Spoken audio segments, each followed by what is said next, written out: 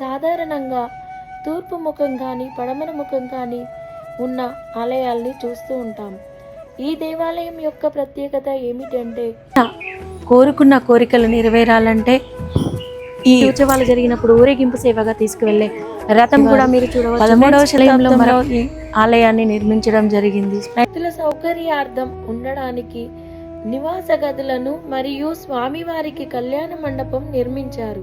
11 ప్రదక్షిణాలు చేసినట్టయితే అభీష్ట సిద్ధి నెరవేరు. గోడలకి హోల్ మరియు ఇలా చేసి గుడి ప్రతినిత్యం ఈ ఆలయంలో వీరి వంశీయులే తరతరాలుగా స్వామివారి సేవ చేయడం. ఆలయ కమిటీ వారి మాటలు కూడా మరి ఉత్సవాలు జరుగుతున్నాయి. నిన్నటి రోజున కళ్యాణం జరిగిన ప్రత్యేకత ఇతర దేశాలకు కూడా మా వీడియోలు పోతూ ఉంటాయి. గోలివాడ ఇక్కడికి 40 కిలోమీటర్లు ఉంటుంది. ఈ సంవత్సరం మాకు సహకరించిన భక్తులందరికీ ధన్యవాదాలు చెప్పుకుంటూ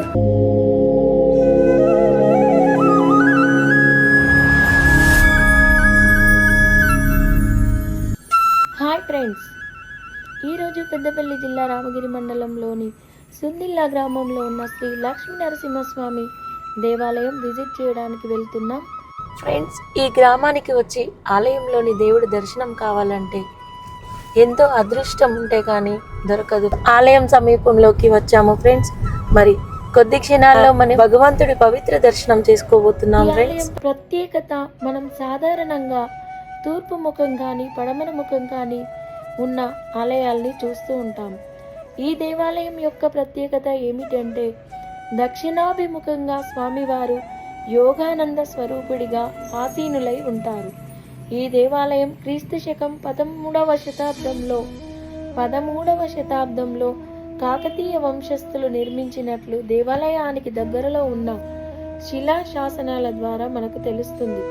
ఈ దేవాలయానికి పశ్చిమం 50 గజాల దూరంలో కాకతీయుల కాలం నాటి శ్రీ రాజరాజేశ్వర స్వామి వారి దేవాలయం, మరి 100 గజాల దూరంలో శ్రీ ఆంజనేయ స్వామి దేవాలయం, మరియు తూర్పున 2 పర్లాంగుల దూరాన శ్రీ మల్లికార్జున స్వామి దేవాలయం ఉండడం ఇక్కడ ప్రాశస్త్యం. ఫ్రెండ్స్, ఈ ఆలయంలో మరో ప్రత్యేకత, ఎవరైనా కోరుకున్న కోరికలు నెరవేరాలంటే ఈ రాళ్ళ చెట్టుకు వారి కోరికలను కోరుకొని ఇలా ముడుపు కడితే వారి కోరికలు తీరుతాయి. ఈ నమ్మకం ఫ్రెండ్స్, భక్తుల నమ్మకం, ఇక్కడ ప్రజల నమ్మకం ఫ్రెండ్స్. మరి ఈ ఆలయంలోకి మీరు వచ్చినప్పుడు మీరు కూడా ఏదైనా కోరికలు ఉంటే మీరు కూడా కోరుకోవచ్చు ఫ్రెండ్స్.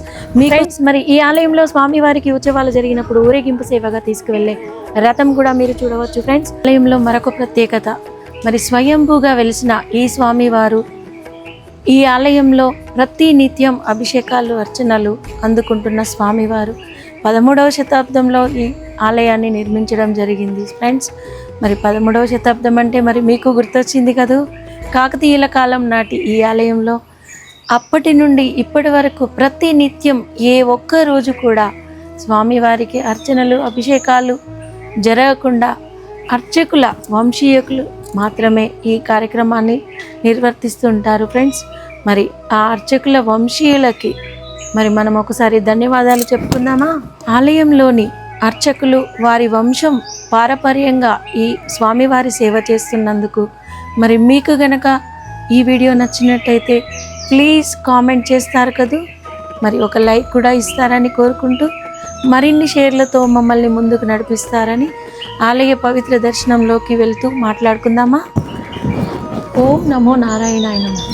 ఫ్రెండ్స్, ఈ వీడియో నాటి తరాల నుంచి నేటి తరం నుంచి రేపటి తరాల వరకు ఆధ్యాత్మికత పవిత్రత, ఆ భగవంతుడు ఈ సృష్టిలో మన మధ్యలోనే తిరుగుతున్నాడు అనే దానికి నిదర్శనం కోసమే మేము ఈ పవిత్ర దర్శనం వీడియోలు చేయడం జరుగుతుంది ఫ్రెండ్స్.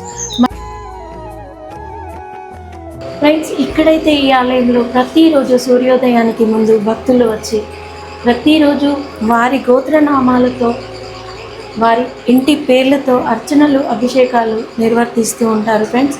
మరి నాటి తరం కాదు నేటి తరం కాదు రేపటి తరం పిల్లలు కూడా ఈ భగవంతుని నమ్ముతూ ఈ దైవ దర్శనానికి వచ్చి ఎలా అభిషేకాలకు అర్చనలకు కూర్చున్నారో చూడండి ఫ్రెండ్స్. ఇదే నిదర్శనం ఫ్రెండ్స్. ఇక్కడ భక్తుల సౌకర్యార్థం ఉండడానికి నివాస గదులను మరియు స్వామివారికి కళ్యాణ మండపం నిర్మించారు.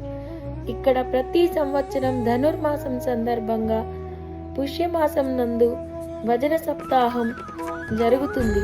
ధనుర్మాసం సందర్భంగా భజనలు, పుష్యమాసం నందు భజన సప్తాహం జరుగుతుంది.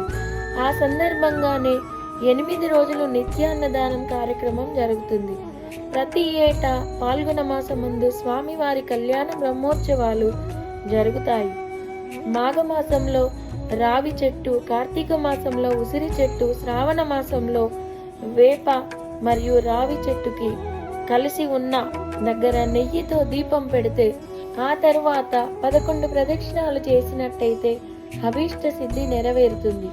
మరియు సంతానం లేని వారికి స్వామి అనుగ్రహంతో పిల్లలు పుడతారని ఇక్కడ ప్రజల నమ్మకం. ఇక్కడ మరొక ప్రత్యేకత ఏమిటంటే, కొంతకాలం క్రితం భక్తుల కోరిక మేరకు ఆలయంలో లక్ష్మీదేవి అమ్మవారిని ప్రతిష్ఠించారు. ఈ టెంపుల్ వెంటిలేషన్ విషయానికి వస్తే గోడలకి హోల్స్ ఇలా చేసి గుడి కట్టారు. ఇక గర్భగుడిలో స్వామివారి విగ్రహం చూడండి, మనకు యోగానంద లక్ష్మీ నరసింహస్వామి వారు కనిపిస్తారు. ఈ విగ్రహం గనక మీరు గమనించినట్టయితే ఒకవైపు నలుపుగాను ఒకవైపు తెలుపుగాను ఈ విగ్రహం ఉండడం చాలా విశేషపూరితమైన విషయం. ఇక్కడ లక్ష్మీదేవి విగ్రహాన్ని స్వామివారి పక్కనే ప్రతిష్టాపన చేశారు. ఇది కూడా మీరు దర్శనం చేసుకోవచ్చు. ఇక్కడ ఆలయం బయట కూడా చాలా ఏనుగు బొమ్మలు కూడా కనిపిస్తాయి. ఇక ఆలయ దర్శనానికి వస్తే ఎంతో స్వామివారి అనుమతి ఉంటే కానీ దర్శనం దొరుకుతుంది. ఇక్కడ కోనేరు కూడా ఉంది, మీరు ఈ వీడియోలో చూడవచ్చు. శ్రీ లక్ష్మీనారాయణ స్వామినే నమః. మరి ఈ ఆలయంలో స్వామివారి ప్రతినిత్యం ఈ ఆలయంలో వీరి వంశీయులే తరతరాలుగా స్వామివారి సేవ చేయడం, మరియు ఇక్కడ ఉన్నవారు కమిటీ మెంబర్స్ అండి. మీ పేరండి? రవి గారు, శ్రీనివాసరావు గారు. మరి వీరి మాటల్లో మనం ఈ ఆలయం స్వామివారి గురించి మీకోసం. ఇది పెద్దపల్లి జిల్లా రామగిరి మండలం సుందిల్లా అనే గ్రామంలో లక్ష్మీ నరసింహస్వామి దక్షిణాభిముఖంగా వెలిసిన దేవాలయం. దక్షిణాభిముఖంగా ఎందుకు వెలిచారు అని అంటే, హిరణ్యకశ్యపుణ్ణి చంపి ఉత్తరముఖంగా పోయే ఆ స్వామిని వెనుక నుండి ప్రహ్లాదుడు పిలవగానే మళ్ళీ పిల్లనికి ఏ ఆపద వచ్చిందో అని చెప్పి ఇటు తిరిగి అట్లానే యోగముద్రలో నిమగ్నమైపోయినారు స్వామి.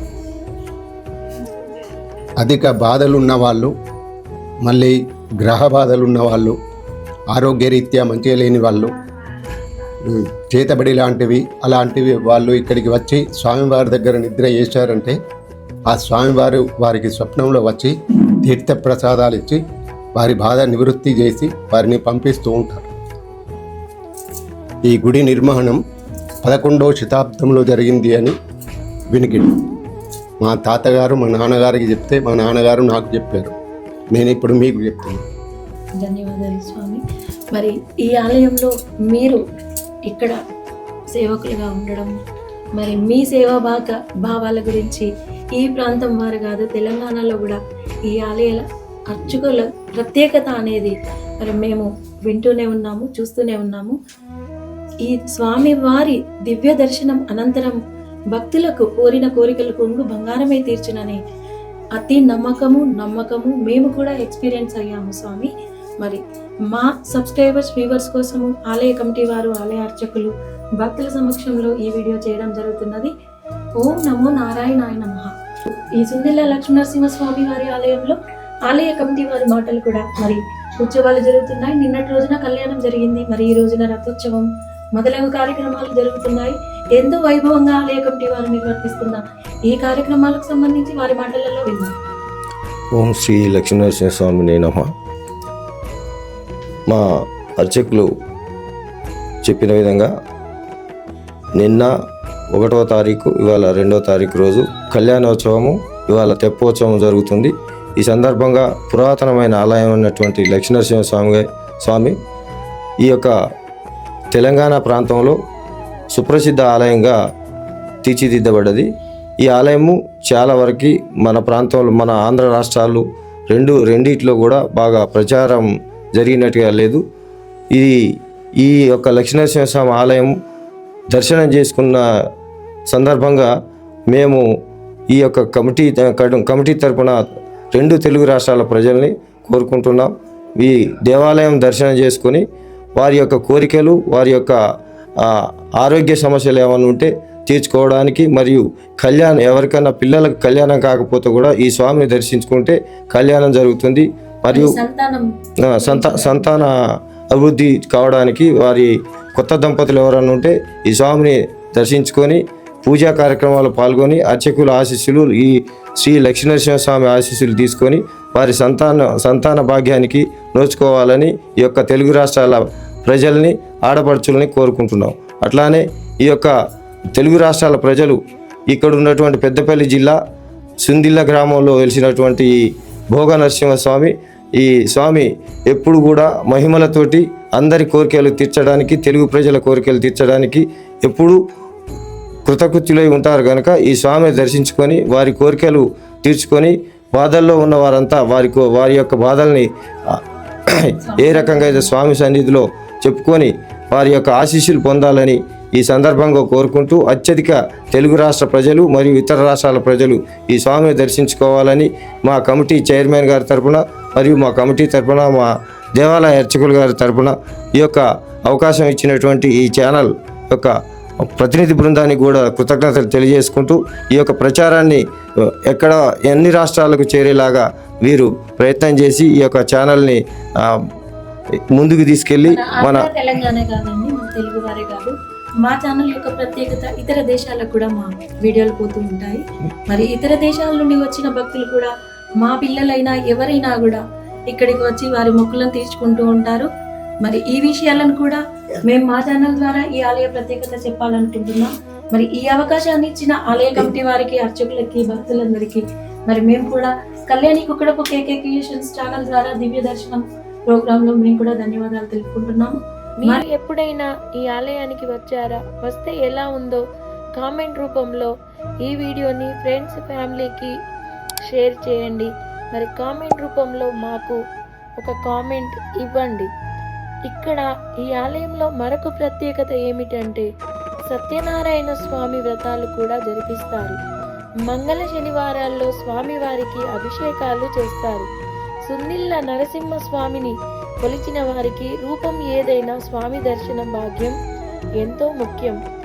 యథా యథా హి ధర్మస్య గ్లానిర్భవతి భారత అభ్యుత్థానమధర్మస్య తతాత్మానం సృజామ్యహం పరిత్రాణాయ సాధూనాం వినాశాయ చతుష్కృతాం ధర్మ సంస్థాపనార్థాయ సంభవామి యుగే యుగే సర్వే జనా సుఖినో భవంతు.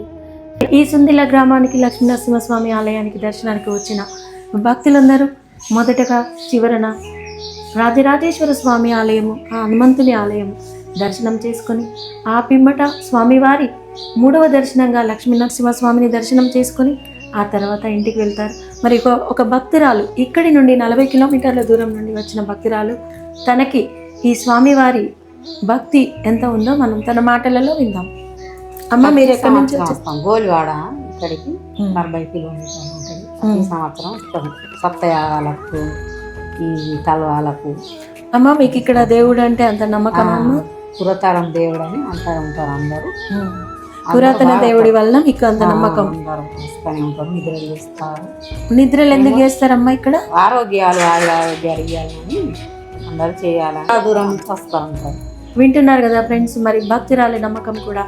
మరి ఆరోగ్యం బాగాలేకపోయినా, సంతానం కోసమైనా, ఆపదలు వచ్చినా ఈ స్వామివారి సన్నిధిలోకి వచ్చి ఆ లక్ష్మీనారాయణ స్వామి సన్నిధిలో నిద్ర చేసినట్టయితే మరి వారి కోరికలన్నీ తీరుతాయి అనేది కూడా మరొక నిదర్శనం. ఈ ఆలయంలో మరొక ప్రత్యేకత, ఈ ఆలయంలో కళ్యాణం చేసుకోవాలని మొక్కుబడిగా అనుకున్న వాళ్ళు ఇక్కడ ఆలయంలో కళ్యాణ మండపం కూడా వసతులు ఉన్నాయి ఫ్రెండ్స్. మరి చూస్తూనే ఉండండి. సుందిల్ల లక్ష్మీనరసింహస్వామి దేవాలయంలో కళ్యాణ మండపము అన్ని సదుపాయాలతో ఈ ఆలయం వారు, ఆలయ కమిటీ మరి ఇక్కడ నిర్వర్తిస్తున్న ప్రోగ్రామ్స్కి మనం అతి చిన్న గ్రామంలో ఎంతో విలువైన సదుపాయాలను కల్పించి వీరు భక్తులకి అందిస్తున్నందుకు మరి మనం కూడా ధన్యవాదాలు చెప్పుకోవాలి. ఈ ఆలయం స్టోరీ మరి వీడియో చేస్తున్న సమయంలో మాకు సహకరించిన భక్తులందరికీ ధన్యవాదాలు చెప్పుకుంటూ, ఫ్రెండ్స్, ఈ వీడియో కనుక మీకు నచ్చినట్టయితే మీ ఫ్రెండ్స్ అండ్ ఫ్యామిలీకి షేర్ చేస్తూ మరి మాకు ఒక కామెంట్ ఇస్తారు కదా.